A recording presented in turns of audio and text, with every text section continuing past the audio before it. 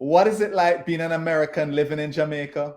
Hi, I'm Xavier Murphy, the founder of Jamaicans.com. And today I speak to Misti Memphis, an American living in Jamaican. Hi, Misti. How are you? Hi, Xavier. I'm great. Thank you. Well, welcome.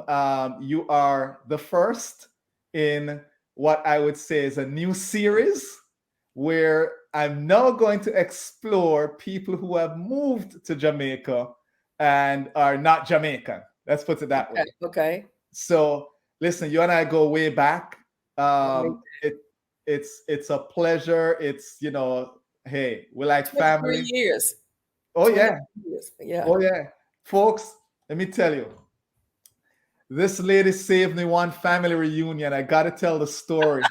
So one family reunion, I was in a place in the boonies, and I needed my family and I were in a place in the boonies. I would needed somewhere to stay, and I was like, listen, who has the link up in Ocharios? We were there already. And listen, you were a lifesaver. So I'll always thank you for And that. I'll always thank you for trusting your family to me in your country. So let's get right into it. Okay. Tell us the story of how you ended up in Jamaica. And here's a part I want you to also tell Okay. because it's an amazing story. I know there's a Jamaicans.com part in it, but how this movie played out, the waiting to exhale. So go ahead. Okay. So I don't want to turn anybody off because a lot of people somewhat resent the a lot of things about that movie. But in 1998, when How Stella Got Her Groove Back came out, I went to see it with a friend. And there's a scene in the movie where Winston has invited Stella to the pajama disco. And she's back in her room, which I later learned was the Ralph Lauren suite at Round Hill Hotel. She throws the nighties on the bed and goes and sits on this ledge and looks out at beautiful Jamaica. And the cinematographer did this sweeping, slow, sensuous 360 of the scenery. And right then and there in that theater, I said, I want to go to that country. I want to see that scene. I actually want to sit on that windowsill. I asked a friend to come with me for spring break, and she agreed to come. And that was how I met you. I went into research mode, being a teacher. I go do my Jamaica research before we go. Came here thinking I knew everything there was to know. Found I didn't know nothing. So I want to back up a bit because that iconic scene, you recently went Yes. there and you took your picture there. And I saw the picture, which, guys, the picture, we're going to post a picture here, was just awesome. I mean, what was it like just finally after 20 odd years, 24. Yeah. 24, 24 getting. years, 24 years in the making was that picture. Well, for one thing, I finally looked the prices up at Round Hill, and I was like, okay, that's not happening. That's just not happening. And I had a friend who told me I'm a permanent resident now, so she told me to call and see if there was a local rate, which they gave me a little bit of a leeway. And then I found out that booking weekdays instead of weekends wasn't quite as expensive. And then also, I guess we dream of staying a place for a whole week. And I said, 2 days is fine. Just to say I went there, and all I really want to do is take the picture. And I told the reservationist what my mission was. So when I got there and had my suitcase in the lobby, they arranged for somebody to take me on a tour and hit all the Stella spots. They took me to Villa 11, where it was mostly filmed.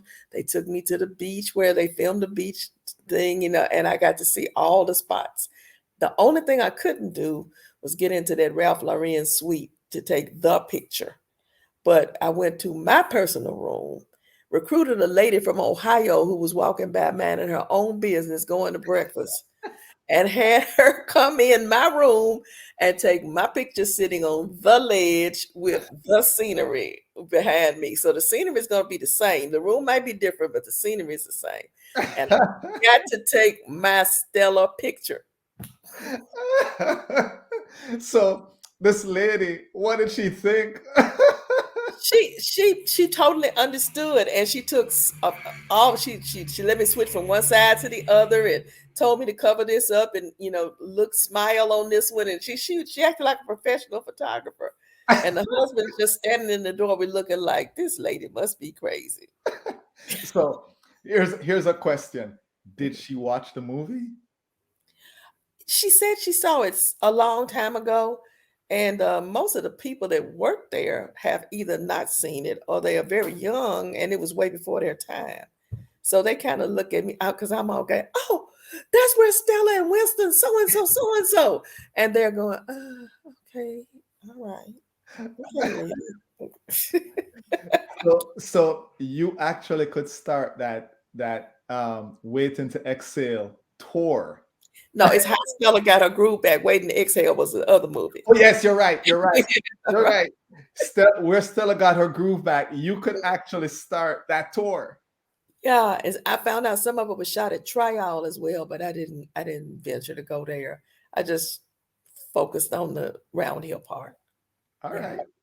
Yeah. So tell us, where in the United States are you from? I'm from Memphis, Tennessee.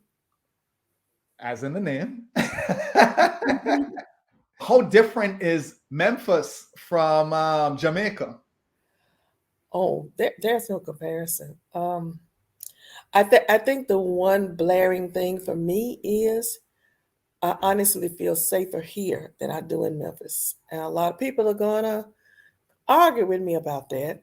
And I know that Jamaica has her issues and problems. I really do. Matter of fact, I have been on the other side of some of those problems here. But I feel safer. I feel freer. I feel happier. I feel healthier. Things that hurt over there don't hurt over here. I don't even know how to start to tell you how vastly different it is. I'm absolutely, positively, deliriously happy Wow. over here in Wow. Jamaica. Yeah. Wow. Tell us a cultural story where, you're for you, it's like we do it this, maybe it's not even this way or that way, but one of them stories that show like this cultural difference. A story that shows a cultural difference. Oh my goodness. Let's see, did I have one ready? Um,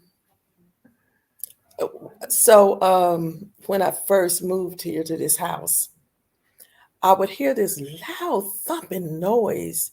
And to me, it seemed like it was the same time of morning every morning. Boom, boom, boom, coming from next door. So I went over one day and spoke to the mother of the young man who lives behind her. And listen, Miss Jolly, do you think you can ask your son to stop slamming the garage door at the same time every morning, or opening up that shop or whatever that is he's doing there? And she says, what are you talking about, Miss Marilyn? And I said, well, I'm speaking of the fact that he's making this noise every morning. And she said, honey, that's the breadfruit falling from the tree on the garage roof.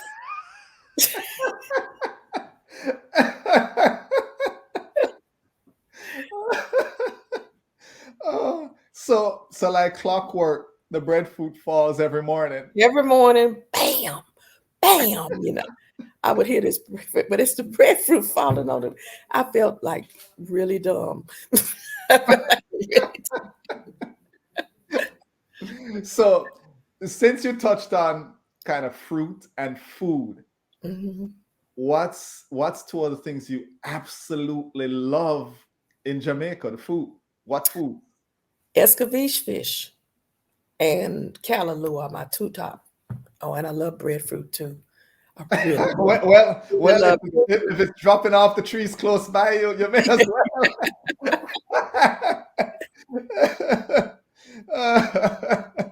So escovitch, Hmm. and you're in the grill, so you're getting it fresh all the time. Yeah, yeah, it's pretty fresh. A lot of our bigger fish have to come from White House though, because our waters are kind of overfished here, and we're getting the smaller fish. So to get the big ones, people kind of go to White House and bring them in. Okay. Yeah, So what would you say has been your biggest adjustment moving from America to Jamaica? I'm gonna give you a good one. I'm a child. I was born in 1951, and I came through the 60s. And during the 60s and 50s, you had to speak to people as you were going up and down the street or going to the store for your mom. If you didn't speak, when you got back home, Miss So and so had called your mother and told her that little gal went by my house and did not speak. So I was raised like that. But then we went through some kind of a cultural thing in America where people stuck to themselves and they don't make eye contact and they avoid each other and they just, as an expression, stay in their own lane. Now I come to Jamaica and it is required once again that you say hello 85 times between your front door when you walk in for exercise in the morning and back. So the one thing that I got used to was once again being a human being and once again acknowledging another human on the planet and receiving that acknowledgement in return with something as simple as a good morning, a good afternoon, and a good night. Wow. Wow. That's yeah, that's inspiring. It's so true. Mhm. That just those small courtesies are lost because people don't want to get into each other's space. Right, Yes. You right. know. And so yeah, good morning. And you shock people sometimes in America when you shock them when you Mhm. say good morning and they're like, or good evening and they're like they're shocked. Right. So, uh, Xavier, even when I send people private messages on Facebook, like I might send, say for example, I might say, Debbie Ann, can I have a pedicure, manicure to at Thursday morning? And she's gonna reply to me, "Good morning, Miss Memphis. Yes, you can have a pedicure because I forgot the salutation." You have to do it in writing and you have to do it in person. It's manners and it is required here. And if you just start talking, can you tell me where so and so is? Good morning. Now, so and so is, and you are smacked upside your head right that second. Oh Lord, I forgot the greeting. You have to do the greeting. Yeah. so tell me one of your funniest experiences there in Jamaica being an American. Funniest. Oh my goodness. I was supposed to be ready with this, wasn't I? Um, let's see. Well, I do a morning walk. I do a morning walk, and there's a man. He's not completely there all the way. You know what I mean? On the street, and he's a fixture. Everybody knows him. He's a member of the community. He's out there all the time. And when I'm walking on a given day, he will vacillate between thinking that I am his wife or I am his mother who raised him or this mysterious auntie of his. So when I'm walking in the morning, I don't say anything to him. I just wait to see which person I am today. I, I let it, because it'll be, good morning, mom, or baby, morning, baby, or auntie, where you been? So, so I can't wait to see who I am today. So I'll know what role to play when I'm speaking to him as I pass. So changing the topic just a little bit. I know you have traveled around Jamaica, in and around Jamaica. What spots that you would say, man, I was just amazed by the beauty, by just what this place was or what it looked like. I'm gonna give you my number one right now.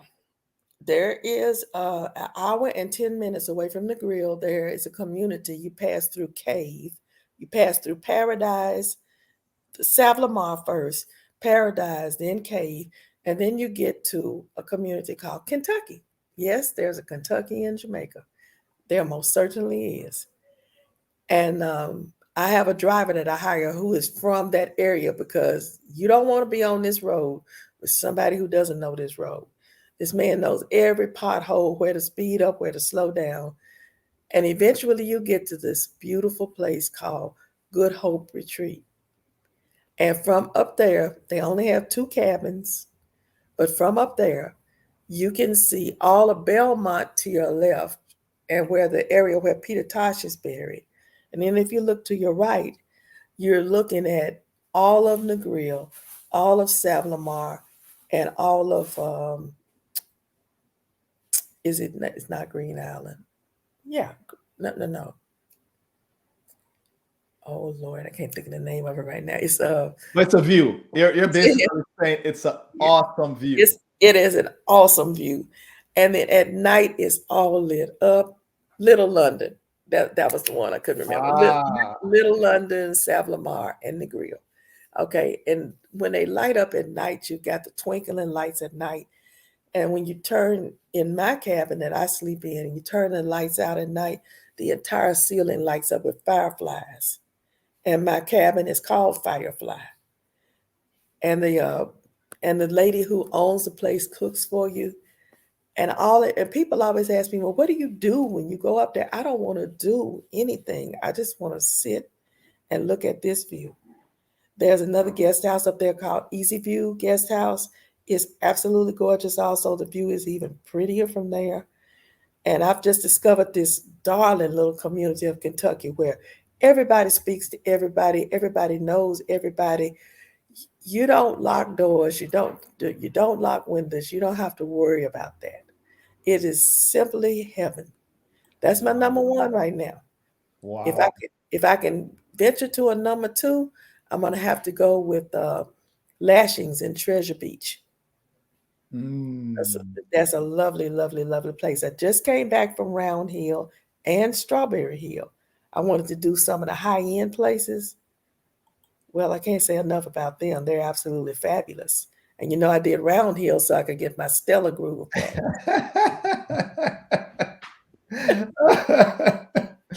No, when you leave Jamaica, because I remember, you leave a couple times, a few times.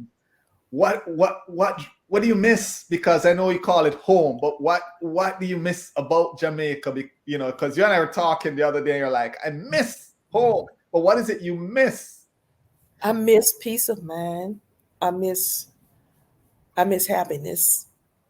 I miss camaraderie and quiet and reckon. You know what I say about America? When I go back to America, I feel like I'm invisible.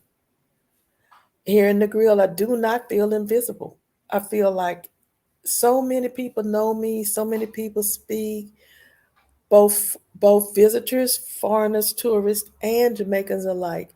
And I feel like I'm part of a community.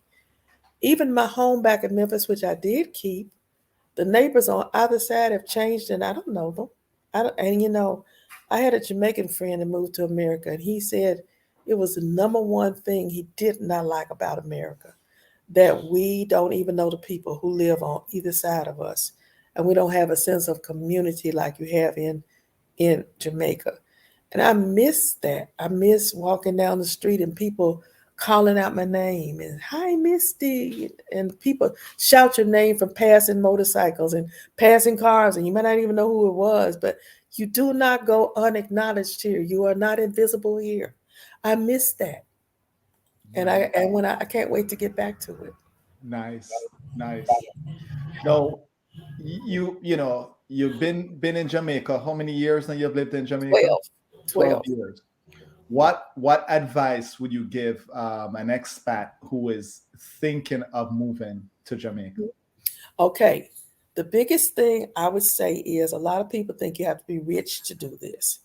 But what I would say is you will be surprised how you can find a comfortable and affordable accommodation in a loving environment that will nurture you for not a lot of money. Now, of course, if you want a gated community with granite countertops and wood floors and stainless steel appliances and a dishwasher and central air, you're gonna pay dearly for that.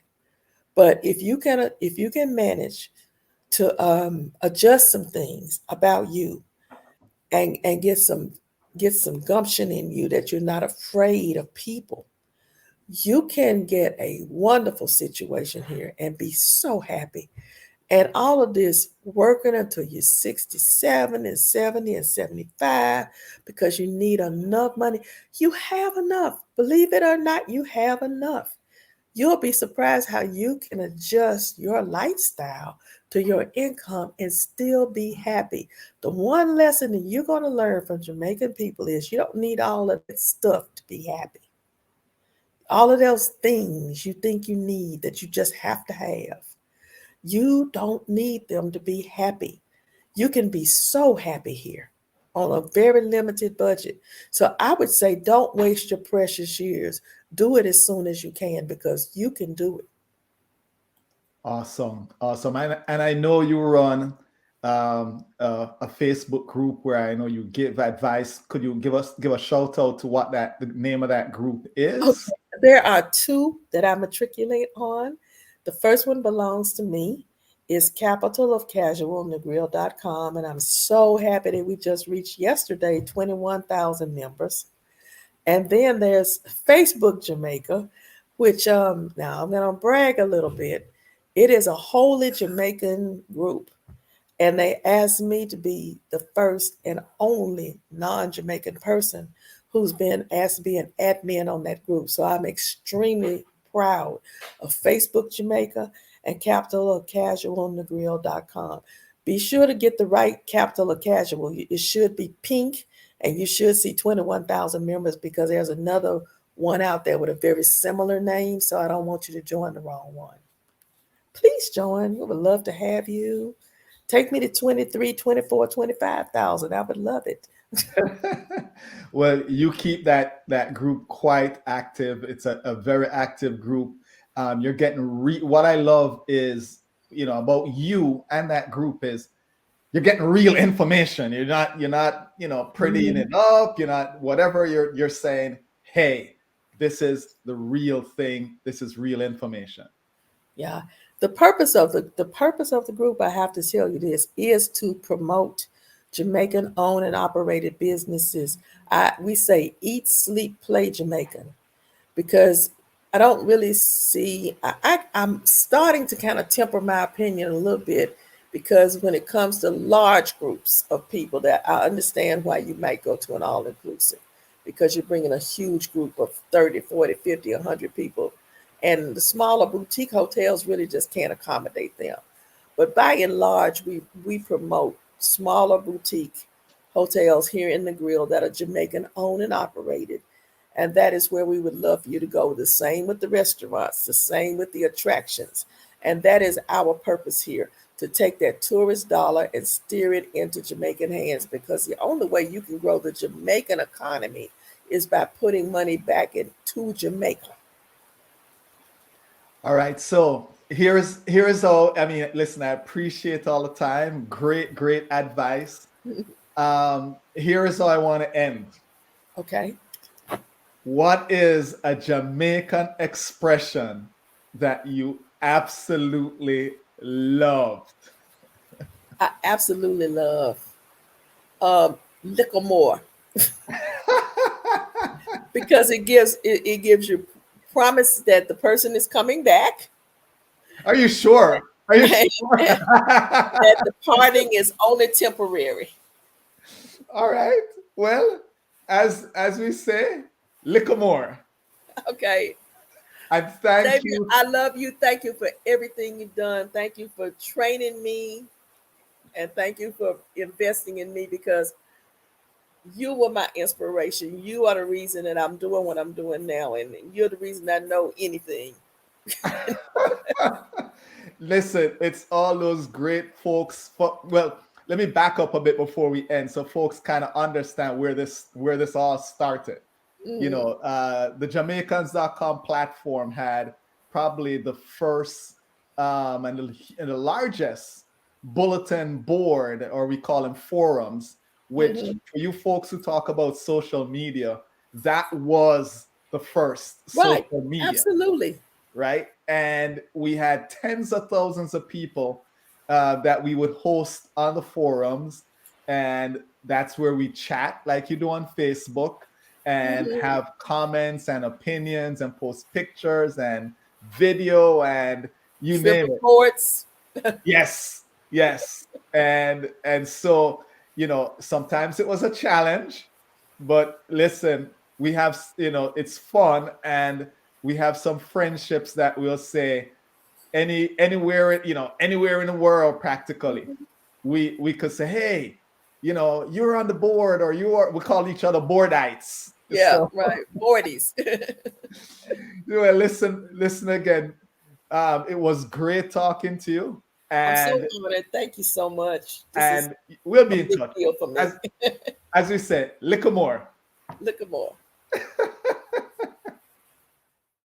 Show some love now. Hit that like button, subscribe to our channel, and hit that notification bell. That way you don't miss a video.